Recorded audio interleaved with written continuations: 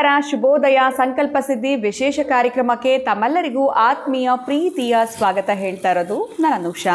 ಮೊದಲನೇದಾಗಿ ಕಾರ್ಯಕ್ರಮ ವೀಕ್ಷಿಸ್ತಾ ಇರುವಂತಹ ಸಮಸ್ತ ವೀಕ್ಷಕರಿಗೂ ಗೌರಿ ಗಣೇಶ ಹಬ್ಬದ ಶುಭಾಶಯಗಳನ್ನ ತಿಳಿಸ್ತಾ ಇವತ್ತಿನ ಕಾರ್ಯಕ್ರಮವನ್ನು ಶುರು ಮಾಡ್ತಾ ಇದ್ದೀವಿ. ಇನ್ನು ಕಾರ್ಯಕ್ರಮದಲ್ಲಿ ಎಂದಿನಂತೆ ನಮ್ಮ ಜೊತೆಲಿದ್ದಾರೆ ಸ್ಪಿರಿಚುವಲ್ ಗುರು ಡಾಕ್ಟರ್ ವಿಷ್ಣುದತ್ತ ಗುರುಜಿಯವರು. ಗುರುಗಳನ್ನ ಕಾರ್ಯಕ್ರಮಕ್ಕೆ ಬರಮಾಡ್ಕೊಳ್ಳೋಣ. ನಮಸ್ತೆ ಗುರುಗಳೇ, ಕಾರ್ಯಕ್ರಮಕ್ಕೆ ಆತ್ಮೀಯ ಸ್ವಾಗತ. ಇನ್ನು ವೀಕ್ಷಕರ ಪರವಾಗಿ ತಮಗೆ ಗೌರಿ ಗಣೇಶ ಹಬ್ಬದ ಶುಭಾಶಯಗಳು. ಥ್ಯಾಂಕ್ ಯು ಅಮ್ಮ, ನಿಮಗೂ ಕೂಡ. ಎಲ್ಲ ಮನೆಯಲ್ಲೂ ಕೂಡ ಸಂಭ್ರಮ ಸಡಗರದ ಆಚರಣೆ ನಡೀತಾ ಇರುತ್ತೆ. ಗೌರಿ ಗಣೇಶ ಹಬ್ಬದ ಪ್ರಯುಕ್ತ ವಿಶೇಷವಾಗಿರುವಂಥ ವಿಚಾರ ನಮಗೆ ಗಣೇಶನ ಕುರಿತಾಗಿ ದಯವಿಟ್ಟು ವೀಕ್ಷಕರಿಗೆ ತಿಳಿಸ್ಕೊಡಿ ಗುರುಗಳೇ. ಓಂ ವಿಶ್ವಸ್ಮೈ ನಮಃ.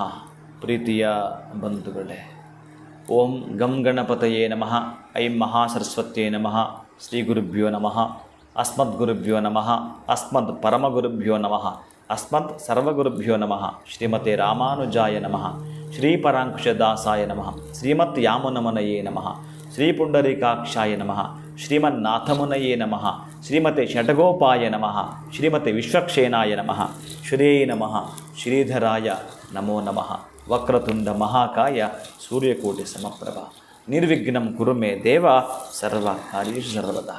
ಪ್ರೀತಿಯ ಬಂಧುಗಳೇ, ನಿಮಗೆಲ್ಲರಿಗೂ ಕೂಡ ಆ ವರಸಿದ್ಧಿ ವಿನಾಯಕನ ಕೃಪೆ ಆಗೋದೇ ಆದರೆ ಶ್ರೀ ಸಿದ್ಧಿ ಬುದ್ಧಿ ಸಮೇತ ಶ್ರೀ ವರಸಿದ್ಧಿ ವಿನಾಯಕ ಕೃಪಾಕಟಾಕ್ಷ ಸಿದ್ಧಿರಸ್ತು ಶುಭಾಶಯಗಳನ್ನ ಹೇಳೋ ಮುಖಾಂತರ ಪ್ರೀತಿಯ ಬಂಧುಗಳೇ, ನೀವು ಒಂದು ನೆನಪಿಟ್ಕೊಳ್ಬೇಕು.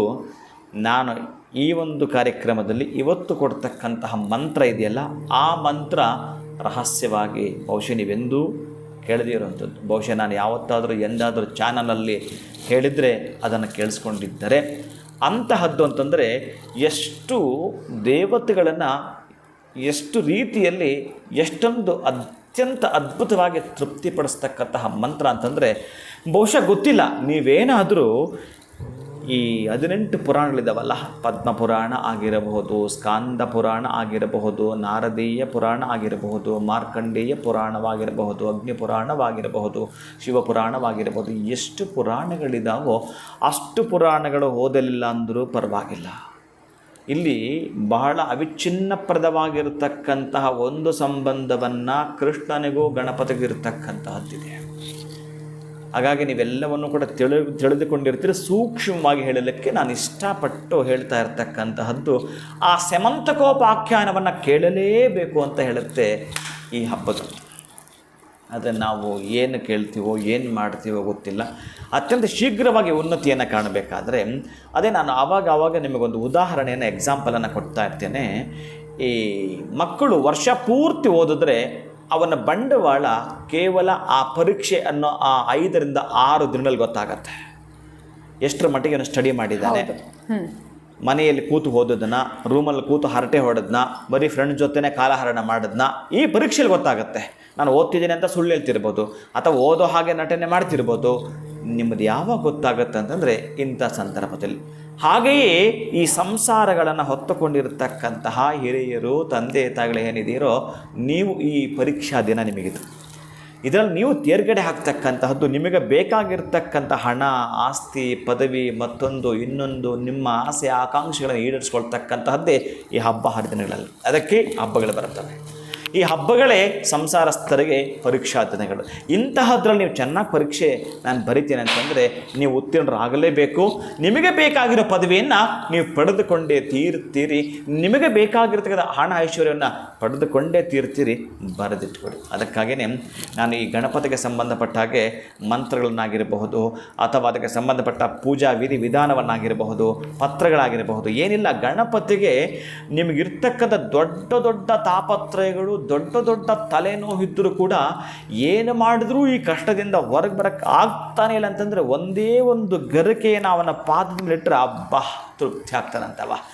ಆ ಗರಿಕೆ ಇಟ್ಟಿದ್ದಕ್ಕೆ ಅವನ ಮಾತ್ರನೇ ತೃಪ್ತಿ ಹೊಂದೋದಿಲ್ಲ, ಅವನ ತಂದೆ ತಾಯಿರಾಗಿರತಕ್ಕಂತಹ ಶಿವಪಾರ್ವತರು ಮತ್ತಷ್ಟು ತೃಪ್ತಿ ಆಗ್ತಾರಂತೆ.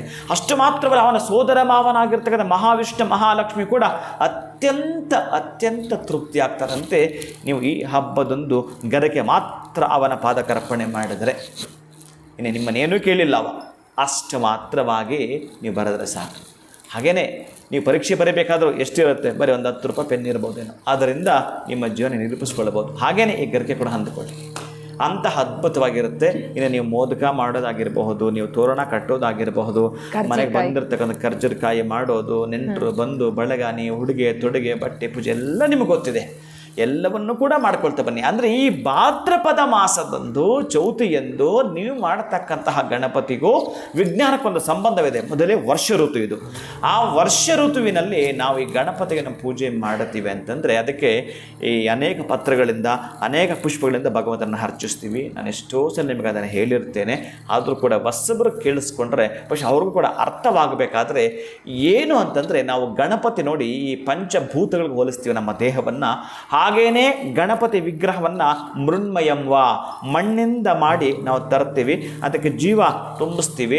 ಯಾವುದೋ ಆರ್ಟಿಫಿಷಿಯಲ್ ಹೂಗಳನ್ನು ಹಾಕೋದಿಲ್ಲ, ಯಾವುದೋ ಆರ್ಟಿಫಿಷಿಯಲ್ ಫ್ರೂಟ್ಸ್ ಏನು ಇಡೋದಿಲ್ಲ. ನೀವು ಅಂತಹ ಗಣಪತಿ ಮುಂದೆ ನೀವು ಹಾರಕ್ಕೆ ಇವುಗಳನ್ನು ಹಾಕುತ್ತಾ ವಿವಿಧವಾಗಿರತಕ್ಕಂತಹ ದಿಂಡು ಅಲಂಕಾರವನ್ನು ಮಾಡುತ್ತಾ ಗಣಪತಿಗೆ ಭಕ್ಷ್ಯ ಭೋಜನ ನೈವೇದ್ಯವನ್ನು ಕೂಡ ಮಾಡ್ತೀರಿ. ನಾವೇ ಮಣ್ಣಿಂದ ಮಾಡಿರೋ ಗಣಪತಿ, ಅಲ್ಲೇ ನಮ್ಮ ಭಾವನೆ ಏನೋ ಭಗವಂತ ಅದರಲ್ಲಿ ಇದ್ದಾನೆ ಅಂತ. ಹಾಗೆ ಮಣ್ಣಿಂದ ಬಂದಿರ್ತಕ್ಕಂಥ ಗಣಪತಿ ನಿಮ್ಮಿಂದ ಒಂದು 15 ದಿನಗಳ ಕಾಲ ಪೂಜೆಯನ್ನು ಮಾಡಿಸ್ಕೊಳ್ತಾ ಸಂಪನ್ನನಾದ, ನಿಮಗೆ ಸಂತೃಪ್ತಿಯನ್ನು ಕೂಡ ಕೊಟ್ಟ, ಖುಷಿಯಾದ, ಮತ್ತು ನೀವೇ ತಂದದ್ದು ಗಣಪತಿಯನ್ನು ಇಷ್ಟು ಚೆನ್ನಾಗಿ ಆಡಿ ಆನಂದ ಹೊಗಳಿಸಿ ಎಲ್ಲ ಮಾಡಿ ಆರ್ಕೆಸ್ಟ್ರಾ ಎಲ್ಲ ಮಾಡಿದ್ರಿ.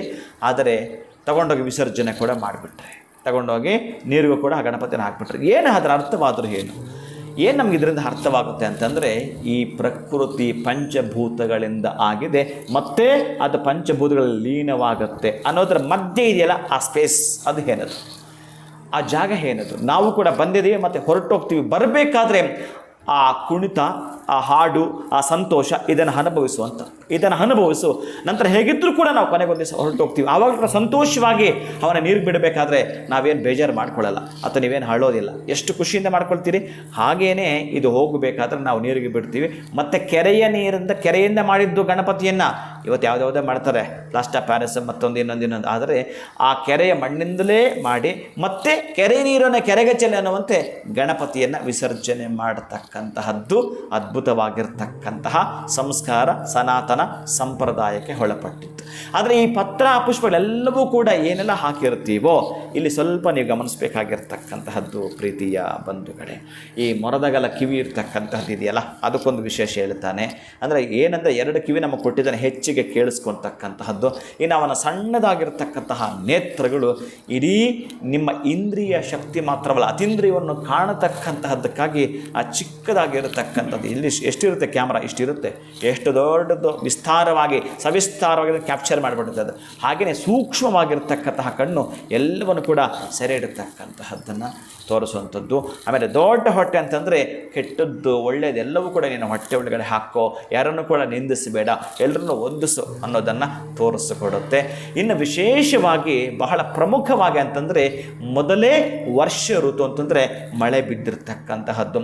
ಅನೇಕ ಜಲಚರ ಪ್ರಾಣಿಗಳು ವಿಷಜನ್ಯವಾಗಿರ್ತಕ್ಕಂಥದ್ದು, ವಿಷಯುಕ್ತವಾಗಿರ್ತವೆ. ಇನ್ನು ನಮ್ಮ ಮನೆಯಲ್ಲಿ ನಮಗೆ ಸಂಬಂಧಪಟ್ಟ ಹಳ್ಳಿಗಳು ಎಲ್ಲ ಕಡೆ ಕೂಡ ಪ್ರಾಣಿ ಸಂಕುಲ, ಆ ಹಸು, ಕುರಿ, ಮೇಕೆ ಇವೆಲ್ಲವೂ ಕೂಡ ಇರ್ತವೆ. ಇವೆಲ್ಲವೂ ಕೂಡ ಇದ್ದದ್ದು ನೀವು ಗಣಪತಿಯನ್ನು ವಿಸರ್ಜನೆ ಮಾಡಿದಾಗ ಈ ಪತ್ರಗಳು ಹೇಳಿದ್ದಾನೆ. ಬಿಲ್ವ ಪತ್ರಂ ಸಮರ್ಪಯಾಮಿ, ಕೇಳಿದಿರಲ್ಲ ನೀವು? ಎಷ್ಟಿದೆ? 21 ಪತ್ರಗಳಿದೆ. ಮಾಚಿ ಪತ್ರಂ ಸಮರ್ಪಯಾಮಿ, ಎಲ್ಲ ಪತ್ರಗಳು ತೆಗೆದುಕೊಂಡು ಗಣಪತಿ ಜೊತೆಗೆ ವಿಸರ್ಜನೆ ಮಾಡುತ್ತೀವಿ. ಯಾವಾಗ ನಾವು ಗಣಪತಿ ವಿಸರ್ಜನೆ ಮಾಡುತ್ತೀವೋ ಬಹಳ ಪ್ರಮುಖವಾಗಿರತಕ್ಕಂತಹ ಘಟ್ಟ, ನಾವು ಮನೆಯಲ್ಲಿ ವಾಟರ್ ಪ್ಯೂರಿಫೈರ್ ಹಾಕ್ಕೊಂಡಿರ್ತೀವಲ್ಲ, ಏನದು ಆಕ್ವಾಗಾರ್ಡು, ಹಾಗೇನೆ ಆ ನೀರು ಕೂಡ ಶುದ್ಧಿ ಮಾಡ್ತಕ್ಕಂಥ ಶಕ್ತಿ ಇವತ್ತು ನೀವು 15 ದಿವಸ ಏನು ಮಾಡಿದ್ರಲ್ಲ ಆ ಎಲೆಗಳಿಗೆ ಆ ಪತ್ರಗಳಿಗೆ ಇರುತ್ತಂತೆ ಆ ನೀರನ್ನು ಶುದ್ಧಿ ಮಾಡ್ತಕ್ಕಂಥದ್ದು. ಮೊದಲೇ ವರ್ಷ ಋತು ಬಂದು ಅನೇಕವಾಗಿರ್ತಕ್ಕಂಥ ಹಾವಾಗಿರಬಹುದು, ಕಪ್ಪೆ ಆಗಿರಬಹುದು, ಚೇಳಾಗಿರಬಹುದು, ಆ ವಿಷಯುಕ್ತ ಎಲ್ಲವೂ ಕೂಡ ನೀರೊಳಗೆ ಸೇರಿಕೊಂಡಿದೆ. ಅಂತಹದ್ದನ್ನು ನಾವು ಸಾಕು ಪ್ರಾಣಿಗಳನ್ನು ಏನಿಟ್ಕೊಂಡಿದ್ದೀವೋ ಅದು ಕುಡಿದರೆ ಮತ್ತು ವಿಷಯುಕ್ತವಾಗ್ತಕ್ಕಂತಹದ್ದು ಸಾಯೋ ಸಂದರ್ಭ ಇರುತ್ತೆ. ನೋಡಿ ಎಷ್ಟು ಚೆನ್ನಾಗಿ ಭಗವಂತ ಮಾಡಿದ್ದಾನೆ ಅಂತ ನಮಗೆ ಗೊತ್ತೇ ಆಗಲ್ಲ. ಇವೆಲ್ಲವೂ ಕೂಡ ನಿಧಾನ ಗಮನಿಸಕ್ಕೆ ಅರ್ಥ ಆಗ್ತಕ್ಕಂಥದ್ದು. ಇದನ್ನು ಕೆರೆಗೆ ಹಾಕಿದ್ರೆ ಆ ವಿಷವನ್ನು ಹೀರ್ಕೊಳ್ತಕ್ಕಂಥ ಶಕ್ತಿ ಇರುತ್ತೆ ಆ ಮೂಲಿಕೆಗಳಿಗೆ, ಆ ದ್ರವ್ಯಗಳಿಗೆ, ನೀವು ಹಾಕಿರತಕ್ಕಂತಹ ಪತ್ರ ಪುಷ್ಪಗಳಿಗೆ. ಆಗ ನೀರು ಕುಡಿಯೋದ್ರಿಂದ ಇದು ಯಾವುದು ಕೂಡ ತೊಂದರೆ ಆಗೋದಿಲ್ಲ, ವಾಟರ್ ಪ್ಯೂರಿಫೈ ಆಗುತ್ತೆ ಅಂತ ಹೇಳ್ತಾರೆ. ಈಗ ನಮಗೆ ಅರ್ಥ ಆಗಬೇಕಂದ್ರೆ ನಾವು ನಮ್ಮ ಮನೆಯಲ್ಲಿ ಬೇರೆ ವಾಟರ್ ಕುಡಿದು ನೋಡಬೇಕು. ನಾವು ಕುಡಿಯಲ್ಲ, ಮನೆಯಲ್ಲಿ ಅಡುಗೆ ಮನೆಯಲ್ಲಿ ಏನು ಹಾಕ್ಕೊಂಡಿರ್ತೀವೋ ಅದನ್ನೇ ನಾವು ಕುಡಿತಕ್ಕಂತಹದ್ದು. ಹಾಗೇನೇ ಇದು ಶುದ್ಧಿ ಮಾಡ್ತಕ್ಕಂತಹ ಯಂತ್ರೋಪಕರಣ ಮನೆಯಲ್ಲಿದ್ದಂಗೆ ಇದು ಪತ್ರೋಪಕರಣಗಳು. ಈ ಪತ್ರಗಳು ಹೋಗಿದ್ದಾಗ ಆ ಒಂದು ಕೆರೆ ಆಗಿರಬಹುದು, ಬಾವಿ ಆಗಿರಬಹುದು, ಕುಂಟೆ ಆಗಿರಬಹುದು ಶುದ್ಧಿ ಆಗ್ತಕ್ಕಂಥದ್ದು ಶತಸಿದ್ಧ. ಈ ಬಹಳ ಇದೆ. 2 ದಿನ ಅಥವಾ 4 ದಿನ, 1 ವಾರ ಮಾತಾಡಬಹುದೇನೋ ಗಣಪತಿ ಬಗ್ಗೆ, ಅಷ್ಟೆಲ್ಲ ಕೂಡ ಅದ್ಭುತವಾದದ್ದಿದೆ. ನಾನು ಏನು ಹೇಳ್ತೀನಿ ಅಂತಂದರೆ, ನೀವು ಯಾವುದೇ ಪುರಾಣ ಓದಿಲ್ಲ ಅಂದರೂ ಪೂಜೆ ಬಗ್ಗೆ ನಿಮ್ಗೆ ಗೊತ್ತಿ ಎಲ್ಲ ಚೆನ್ನಾಗಿ ಮಾಡಿಕೊಡ್ತೀರಿ. ಗಣಪತಿ ಮೊದಲೇ ವರಸಿದ್ಧಿ ವಿನಾಯಕ, ಅಂದರೆ ಸಿದ್ಧಿ ಮತ್ತು ಬುದ್ಧಿ ಎರಡನ್ನೂ ಕೊಡ್ತಕ್ಕಂತಹದ್ದು. ಅಂದರೆ ಸಿದ್ಧಿ ಆಗಲೇಬೇಕು ಅಂದರೆ ಮೊದಲು ಬುದ್ಧಿ ಬೇಕಲ್ಲ ನಮಗೆ. ಅಂದರೆ ಯಾವುದಾದ್ರೂ ಒಂದು ಸಬ್ಜೆಕ್ಟ್ ಆಗಿರಬಹುದು, ಅಥವಾ ಯಾವುದಾದ್ರೂ ಒಂದು ಕೆಲಸ ಆಗಿರಬಹುದು, ಯಾವುದಾದ್ರೂ ಒಂದು ವ್ಯವಹಾರ ವ್ಯಾಪಾರ ಆಗಿರ್ಬೋದು, ಅದರ ಕಡೆಯೇ ನಿಮ್ಮ ಗಮನ.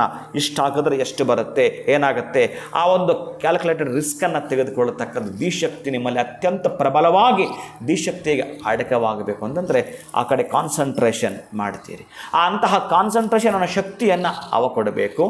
ಯಾವಾಗ ನೀವು ಪದೇ ಪದೇ ಒಂದೇ ಕಡೆ ಕಾನ್ಸಂಟ್ರೇಷನ್ ಮಾಡಿದ್ರೋ ಅದರಿಂದ ಸಿದ್ಧಿ, ಸಕ್ಸಸ್ ಅನ್ನೋದನ್ನು ಕೊಡುತ್ತಾನಂತೇವ.